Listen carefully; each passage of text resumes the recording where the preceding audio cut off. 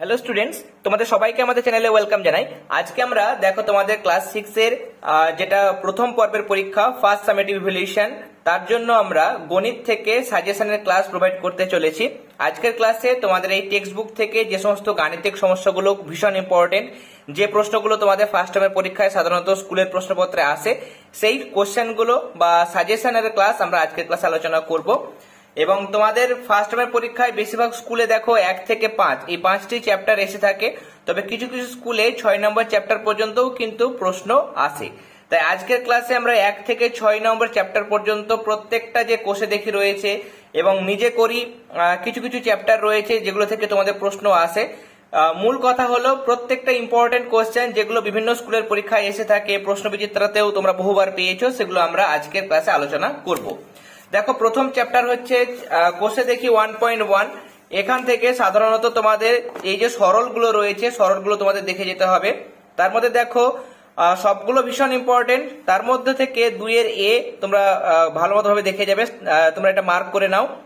তো অবশ্যই তোমরা একটা পেন্সিল নেবে, পেন্সিল নিয়ে তোমাদের টেক্সট বইয়ে এগুলো মার্ক করে নেবে। 2 এর বি তোমরা দেখবে, 2 এর সি দেখবে, 2 এর ই এবং 2 এর এফ, এগুলো দেখে যাবে।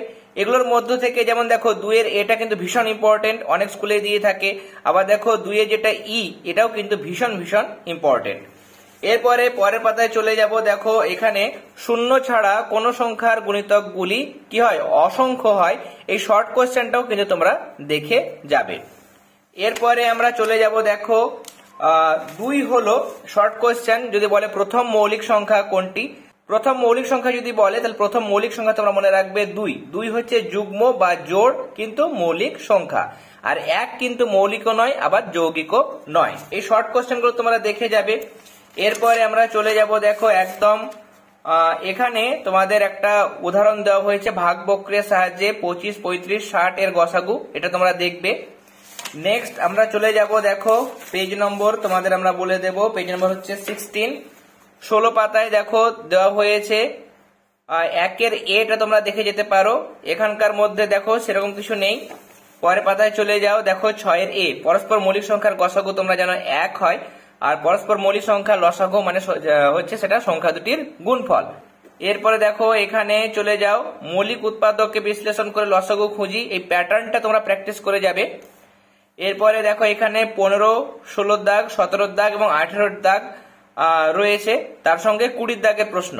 কেমন, এগুলো তোমরা দেখে যাবে। এগুলো থেকে দেখো, এগুলোর মধ্য থেকে যেগুলো ভীষণ ইম্পর্টেন্ট সেগুলো হচ্ছে 15 দাগের প্রশ্নটা ভীষণ ইম্পর্টেন্ট, ডাবল স্টার দিয়ে রাখবে, 17টাও ডাবল স্টার দিয়ে রাখবে এবং 20টাও কিন্তু ডাবল স্টার দিয়ে রাখবে। এরপরে আমরা চলে যাব। দেখো আমাদের নেক্সট যে প্রশ্ন সেটা হচ্ছে দেখো কোষে দেখি 1.3। এখান থেকে 2 এর এ বি দেখবে, তারপর 2 এর সিটা কিন্তু অনেক স্কুলে এসে থাকে, তার জন্য 2 এর সিটাও দেখবে। এরপরে 2 এর ইটা দেখে যাবে, 2 এর ই দেখে যাবে। কেমন, তাহলে এ হলো এটা আমরা বললাম, সি এরটা দেখবে, ই এরটা দেখবে। এরপরে এফ এরটা তোমরা দেখে যাবে। নেক্সট দেখো এইচ, এইচ এ যেটা দেওয়া হয়েছে এটাও কিন্তু তোমরা দেখবে। এরপরে আমরা পরের পাতায় চলে যাব। পরের পাতায় দেখো এখানে লঘিষ্ঠ আকারে প্রকাশ করি, 6 এর দাগের সবগুলোই দেখবে, তার মধ্য থেকে দেখো 6 এর এ এবং সি ভীষণ ইম্পর্টেন্ট। এরপরে 5 এর দাগের প্যাটার্নটাও তোমরা প্র্যাকটিস করে যাবে। প্যাটার্নের মধ্যে দেখো এ আর বি, যে কোনো দুটো তোমরা প্র্যাকটিস করবে, তাহলে কিন্তু যে কোনো প্রশ্ন আসলে তোমরা যেন করে আসতে পারো, তার জন্য প্র্যাকটিসটা কিন্তু মাস্ট। এরপরে দেখো মানের ঊর্ধ্বক্রমে সাজায়, মানে ছোট থেকে বড়, এই প্যাটার্নটা তোমরা প্র্যাকটিস করবে। এই প্যাটার্নের মধ্যে দেখো এ, ডি এবং ই এর অঙ্কটা প্র্যাকটিস করে যাবে। এরপরে 9 এর দাগের মধ্যে দেখো 9 এর এটা তোমরা দেখবে, 9 এর বি, বি এরটাও দেখে যাবে। এরপরে 9 এর ই, 9 এর এটাও কিন্তু তোমরা মার্ক করে নাও। এরপরে পরের আমরা যে চ্যাপ্টারটা রয়েছে সেই চ্যাপ্টারটাতে চলে যাব। দেখো আমাদের চ্যাপ্টার হচ্ছে কোষে দেখি 1.4, পেজ নম্বর 34। এখানে আমরা দেখে যাব। দেখো 3 এর দাগের মধ্য থেকে স্থানীয় মানের টেবিল তৈরি করি, এটা একটু দেখে যেও। আর এখানে 4 এর দাগের রয়েছে, 4 এর দাগের প্রত্যেকটা প্রশ্নই কিন্তু তোমরা দেখবে। সামান্য ভগ্নাংশে মানে এটা 0.3, মানে এটা হবে 3 এর 10, এটা হবে 21 এর 100, এরকম ভাবে। ছোট থেকে বড় মানে ঊর্ধ্বক্রমে এবং বড় থেকে ছোট, 5 এর দাগে 6 এর দাগে দুটোই কিন্তু তোমরা করে যাবে। কেমন, 5 এর দাগ এবং 6 এর দাগ দুটোই কিন্তু দেখে যাবে। 5 এর দাগের মধ্যে দেখো এ, এরটা এবং বি এরটা দেখবে। 6 এর দাগের মধ্যে দেখো এরটা এবং বি এরটা দেখে যাবে। 7 এর দাগেরটা দেখবে, দেখো স্থানীয় মান, এখানে 8 এর স্থানীয় মান কত 8, এখানে 8 এর স্থানীয় মান হচ্ছে 8 এর 10, এখানে 8 এর স্থানীয় মান হচ্ছে 8 এর 100, এটা হচ্ছে 8 এর 1000। আর এরকম ভাবে বলতে পারবে, হয়তো এরকম একটা সংখ্যা দিল, নিয়ে 5 এর স্থানীয় মান কত, 5 এর স্থানীয় মান এখানে হয়ে যাবে 5 এর 10। এরপরে পরের পাতায় চলে যাও। পরের পাতার মধ্যে দেখো 12 দাগের অঙ্কটা তোমরা দেখবে, 13 দাগের যে অঙ্ক আছে সেটাও কিন্তু তোমরা দেখে যাবে। এখানে 17 প্রশ্নটা ইম্পর্টেন্ট কোশ্চেন রয়েছে, মান খুঁজি। দেখো 17টা করবে, তার সঙ্গে 18টাও কিন্তু একবার তোমরা চোখ বুলিয়ে নেবে, কেমন? 17, 18 দেখবে, আর এখানে 12, 13। 19 এর দাগের মধ্যে দেখো সবগুলোই ইম্পর্টেন্ট, অনেক স্কুলে কিন্তু দিয়ে থাকে। এক্ষেত্রে তোমরা একেরটা মানে এ যেটা রয়েছে এরটা দেখে যাবে। এরপরে নেক্সট দেখো এফ এরটা এবং এইচ এরটা ভালো মতো ভাবে দেখবে। নেক্সট আমরা চলে যাব 1.5। 1.5 দেখো বৃত্তের ব্যাস, ব্যাস মানে হচ্ছে 2 গণিত ব্যাসার্ধ, তাই না? ব্যাস মানে হচ্ছে 2 গণিত ব্যাসার্ধ, আর ব্যাসার্ধ মানে হচ্ছে ব্যাসের অর্ধেক, ব্যাসার্ধ মানে ব্যাস ভাগ 2। এই শর্ট কোশ্চেন গুলো তোমরা দেখবে। এরপরে এখানে সূক্ষ্মকোণ মানে তোমরা জানো 90 ডিগ্রি থেকে কম, তাই না? 1 থেকে শুরু করে 89 ডিগ্রি পর্যন্ত সূক্ষ্মকোণ। আর যদি পুরোপুরি 90 ডিগ্রি হয় তাহলে সমকোণ, 180 ডিগ্রি যদি হয় পুরোপুরি তাহলে সরল কোণ, আর 90 ডিগ্রি থেকে বেশি মানে 91 থেকে শুরু করে 180 কম মানে 179 পর্যন্ত সেটা হচ্ছে স্থূলকোণ। সরল কোণ মানে তোমরা জানো 180 ডিগ্রি, তার মানে 2 গণিত এখানে কত বসবে 90 ডিগ্রি, তার মানে সমকোণের 90 ডিগ্রি মানে তো সমকোণ, তাহলে সমকোণের দ্বিগুণ হচ্ছে সরল কোণ। এরপরে এখানে কোন ক্ষেত্রে ত্রিভুজ তৈরি করা যায় আর কোন ক্ষেত্রে তৈরি করা যায় না, তোমাকে যে কোনো একটা বলবে যে 2 সেমি, 3 সেমি এবং 4 সেমি দিয়ে ত্রিভুজ তৈরি করা যায় কিনা ব্যাখ্যা করো, তাহলে সেগুলো তোমরা দেখে যাবে। এখানে দেখো তোমাকে হয়তো বলতে পারে যে কোন একটা বৃত্তের ব্যাস হচ্ছে 6 সেমি, তাহলে ব্যাসার্ধ কত 3 সেমি। ব্যাস বলে দিলে ব্যাসার্ধ যখন বের করবে তখন 2 দিয়ে ভাগ করবে। আর ব্যাসার্ধ বলে দেওয়ার পর যদি তোমাকে ব্যাস বের করতে বলে, হয়তো ব্যাসার্ধ বলেছে তোমাকে 1.5, এত সেমি ব্যাসার্ধ, তাহলে ব্যাস কত, ব্যাস হবে 2 দিয়ে গুণ করবে, তাহলে 2 দিয়ে যদি গুণ করো তাহলে হয়ে যাবে 3 সেমি। এরকম তোমরা কিন্তু প্র্যাকটিস করে যাবে। এরপরে আমরা ঐকিক নিয়মে চলে যাব। ঐকিক নিয়মে 1.6 পেজ নাম্বার 42। এখানে তোমরা দেখে যাবে 1 এরটা, নেক্সট 2 এরটা তোমরা দেখবে, 4 এরটা ভীষণ ইম্পর্টেন্ট, 5 এরটাও কিন্তু ভীষণ ইম্পর্টেন্ট, 6, 7 সাধারণত দেয় না, 8 এরটা তোমরা দেখে যাবে। এরপরে আমরা চ্যাপ্টার নাম্বার 2 7 ও 8 অঙ্কের সংখ্যা ধারণা, এই চ্যাপ্টারটা দেখব। এখানে দেখো এই ছকটা তোমরা পারলে একবার দেখে নিও, তাহলে তোমাদের কিন্তু কনসেপ্টটা ক্লিয়ার থাকবে। এটা হচ্ছে পেজ নাম্বার 45। আমরা চলে যাব সরাসরি কোষে দেখি যেটা রয়েছে। কোষে দেখি, দেখো এখানে কথাই লিখি। অনেক স্কুলে, সাধারণ যে স্কুলগুলো রয়েছে সেই স্কুলে কিন্তু এগুলো দিয়ে থাকে। অঙ্কে লিখি এটাও কিন্তু দেয়, কেমন? এখানে দেখো এটা হয়তো তোমাকে বলবে কথাই লেখো, কেমন? ম্যাচিংটা পুরোপুরি দেবে না, কারণ ফার্স্ট টাইমের পরীক্ষাতে অত প্রশ্ন কিন্তু বড় প্রশ্ন দেয় না, তাহলে একটা হয়তো দিতে পারে যে এই কোশ্চেন মানে এটা দেওয়ার পরে বলবে কথাই লেখো। এরপরে এখানে স্থানীয় মানে বিস্তার করি, ভেঙে ভেঙে স্থানীয় মানে বিস্তার করি, এই প্যাটার্নটা তোমরা দেখবে। এখানে যে দুটো 2 রয়েছে, এই দুটো স্থানীয় মানের মধ্যে পার্থক্য কত, এই 2 মান হচ্ছে 2000, এটা হচ্ছে 20, তাহলে 2000 থেকে 20 বিয়োগ করলে 1980। তাহলে এরকম প্যাটার্নের অঙ্ক দেখো 7 এরটাও একই ধরনের প্রশ্ন। এখানে 9 এর স্থানীয় মান মানে 9 এর পরে 1 2 3 4 5, 5টা শূন্য, আর প্রকৃত মান মানে শুধু 9, তাহলে পার্থক্য মানে বিয়োগ করে তোমরা দেখবে। আর এখানে 8 অঙ্কের বৃহত্তম ক্ষুদ্রতম সংখ্যা, এগুলো তোমরা প্র্যাকটিস করবে, যে কোনো একটা, হয়তো সি এরটা তোমরা প্র্যাকটিস করবে, তাহলে কিন্তু হয়ে যাবে। পরের পাতায় চলে যাব। এখানে তোমরা দেখে যাবে যেটা, সেটা হচ্ছে 11 দাগে দেখবে, 12 দেখবে, কেমন? 11 দেখবে, 12 দেখবে। এরপরে 14 অঙ্কটা তোমরা দেখে যাবে, 13টাও দেখে নিও একটু। 16 দাগের প্রশ্ন ইম্পর্টেন্ট কোশ্চেন রয়েছে, 17টাও ইম্পর্টেন্ট কোশ্চেন, এগুলো দেখার প্রয়োজন নেই। 3 নম্বর চ্যাপ্টার চলে যাব। 3 নম্বর চ্যাপ্টারের মধ্যে দেখো এখানে এগুলো কিন্তু একটা করে প্র্যাকটিস করে যাবে। 100 গুণিতক যে কোনো একটা প্র্যাকটিস করবে। তারপর দেখো এখানে নিজে করি 3.3, এগুলো কিন্তু প্র্যাকটিস করতে হবে, কেমন? 100 গুণিতকে পূর্ণ সংখ্যা, 1000 গুণিতকে পূর্ণ সংখ্যায় প্রকাশ, এগুলো কিন্তু প্রত্যেকটা প্যাটার্ন তোমাকে প্র্যাকটিস করতে হবে। তোমাদের স্কুলে 100 গুণিতকে পূর্ণ সংখ্যায় লিখতে এটাও প্রশ্ন আসতে পারে, বা 1000 গুণিতকে পূর্ণ সংখ্যায় লিখি এটাও কিন্তু আসতে পারে। তার জন্য এই যে 2-এর দাগের রয়েছে 3-এর দাগের এগুলো কিন্তু প্র্যাকটিস তোমাকে অবশ্যই করতে হবে। আর এখানে 5-এর দাগের মধ্যে তোমরা চাইলে 5-এর এ এবং বি এই দুটো প্র্যাকটিস করে যাবে। এরপরে 100 পর্যন্ত রোমান সংখ্যা যা কিছু দিতে পারে। তার জন্য দেখো এখানে তোমাদের 1 থেকে 50 রয়েছে, পেজ নম্বর হচ্ছে তোমার 60 পাতায় রয়েছে।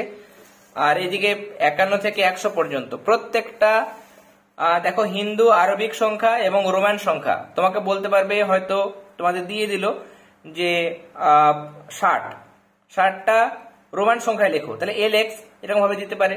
বা তোমাকে একটা দিয়ে দিল হয়তো যে XC মানে এটা কত, তাহলে সেটা তোমাকে হিন্দু আরবিক সংখ্যায় মানে সেটা লিখতে হবে। তাহলে রোমান সংখ্যায় বলে দিয়ে হিন্দু আরবিক সংখ্যায় জিজ্ঞাসা করতে পারে, বা হিন্দু আরবিক সংখ্যায় দিয়ে রোমান সংখ্যায় জিজ্ঞাসা করতে পারে। তার সাথে এটাও কিন্তু মনে রাখবে, দেখো আমরা 100 মানে সি পেলাম, তার থেকে বেশি জিনিস যেমন ধরো 500কে ডি দিয়ে প্রকাশ করা হয়, আর 1000কে এম দিয়ে প্রকাশ করা হয়। তাহলে যদি আমাদের 2024 সাল, এই যে 2024 সাল, সেটা যদি বলে যে রোমান সংখ্যায় লেখো, তাহলে 1000 মানে একটা এম, 2000 মানে দুটো এম, তাহলে 2000 আমার হয়ে গেল। এবার 24 লিখতে হবে। 24 তোমরা পেয়ে যাচ্ছ, দেখো এখানে 24 মানে ডাবল এক্স, এক্স মানে 10 আর একটা 10, 10 10 20। এবার 4 লিখতে হবে, তাহলে IV, তাহলে double M double X IV, এটা হচ্ছে 2024 সাল। এরকম প্যাটার্নের প্রশ্ন যে সালে পরীক্ষা হচ্ছে সেই সাল থেকে কিন্তু তোমাদের রোমান সংখ্যাটা লিখতে দেয়। অনেক স্কুলে কিন্তু এরকম প্রশ্ন আসে। এরপরে আমরা চ্যাপ্টার নাম্বার 5 হলো চ্যাপ্টার নাম্বার 6। এখানে যে শর্ট কোশ্চেন, দেখো এখানে একটা শর্ট কোশ্চেন আছে যে সাইকেলের চাকার সংখ্যা সেটা চলরাশি না ধ্রুবক রাশি, সেটা কিন্তু শর্ট কোশ্চেন আসে। এরপরে আমরা চলে যাব, দেখো কোষে দেখো 5.1 এর মধ্যে তোমরা যেটা দেখে যাবে সেটা হচ্ছে 2-এরটা করবে, 2-এরটা দেখে যাবে, এখানে 5-এরটা দেখবে, তার সঙ্গে 6-এরটা তোমরা দেখে যাবে। এরপরে দেখো এখানে পেজ নাম্বার 70 এখানে নিজে করি 5.3, এগুলো সবগুলোই কিন্তু তোমাদের দেখে যেতে হবে। নেক্সট কোষে দেখি 5.2, 1-এর দাগের সবগুলো দেখবে। 1-এর দাগের থেকে দেখো D-এরটা আসে, কেমন, G-এরটা কিন্তু অনেক স্কুলে এসে থাকে।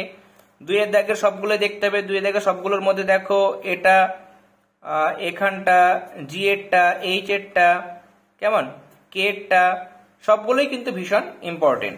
3-এর দাগের মধ্যে থেকে শুধুমাত্র একটা দেখবে, প্রথমটা দেখলে কিন্তু হয়ে যাবে। এটা হচ্ছে পেজ নাম্বার 71। এরপরে পরের পাতায় চলে যাব। পরের পাতায় দেখো এখানে ছকটা দেওয়া হয়েছে, ছকটা তোমাদের দরকার নেই, কিন্তু কোনটা কি সেটা জেনে রাখবে, যে কোনটা বিনিময় নিয়ম, কোনটা গুণের বিনিময় নিয়ম, বিচ্ছেদ নিয়ম মানে কোনটা, আয়তক্ষেত্রের পরিসীমার সূত্র কি, সেটা হচ্ছে 2 গুণিত দৈর্ঘ্য যোগ প্রস্থ। এই শর্ট কোশ্চেনগুলো দেখবে।